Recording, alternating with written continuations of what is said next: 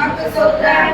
சிருஷ்டிக்கும் அதிபதியே மக்கு ஸ்தோத்திரம். முந்தினவரும் பிந்தினவரும் ஆனவரே மக்கு ஸ்தோத்திரம். பிந்தினவராய் இருக்கிறவரே மக்கு ஸ்தோத்திரம். இருக்கிறதே மக்கு ஸ்தோத்திரம். வருகிறதே மக்கு ஸ்தோத்திரம். அன்பாக இருக்கிறவரே மக்கு ஸ்தோத்திரம். வானங்களில் உயர்ந்தவரே மக்கு ஸ்தோத்திரம். நம்முடைய வல்லமையினால் உயர்த்துகிறவரே மக்கு ஸ்தோத்திரம். சகல துறைகளிலும் அதிகாரமாய் இருக்கிறவரே மக்கு ஸ்தோத்திரம். உன்னதரே மக்கு ஸ்தோத்திரம். மகா உன்னதமானவரே மக்கு ஸ்தோத்திரம். மகா பலன் உள்ளவரே மக்கு ஸ்தோத்திரம்.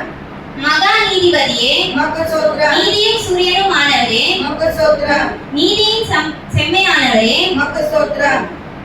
உண்மையுள்ளவரே மக்கு ஸ்தோத்திரம். ஒப்பற்றவரே மக்கு ஸ்தோத்திரம். மாசில்லாதவரே மக்கு ஸ்தோத்திரம். குற்றமற்றவரே மக்கு ஸ்தோத்திரம். ரட்சகரே மக்கு ஸ்தோத்திரம். துருகமே மக்கு ஸ்தோத்திரம். கேடகமே மக்கு ஸ்தோத்திரம். உயர்ந்த அடைக்கலமே மக்கு ஸ்தோத்திரம். கேடகமும் மரணமானவரே மக்கு ஸ்தோத்திரம். அனுகூலமான துணையுமானவரே மக்கு ஸ்தோத்திரம். ரட்சிப்பின் அதிபதியே மக்கு ஸ்தோத்திரம். ஆத்தும நங்கூரமே மக்கு ஸ்தோத்திரம். பள்ளத்தாக்கின் தீரியே மக்கு ஸ்தோத்திரம். ஆத்தும மணவாளனே மக்கு ஸ்தோத்திரம். ஆபத்தின் நேசரே மக்கு ஸ்தோத்திரம். வெள்ளை போல் உமது நாமம் துணிதம் உள்ளதே மக்கு ஸ்தோத்திரம். ஏசப்பா ஸ்தோத்திரம் துதிக்கிறோம் ஸ்தோத்திரம் நன்றி செலுத்தும் ராஜா துதி வேலை நீரே எங்களோட இடைப்பட்டீரே அதற்காக நன்றி தகப்பனே நீரே எங்களோட ஆசீர்வாத போவதற்காக நன்றி தகப்பனே உம்மை உயர்த்தி துதிக்கிறோம் இயேசு ராஜாவே நல்ல பிதாவே ஆமென். நம்ம ஆண்டவராகிய இயேசு கிறிஸ்து நாமத்தை உயர்த்த வந்தது. அப்ப கண்கள் யாரை பார்க்கணும்?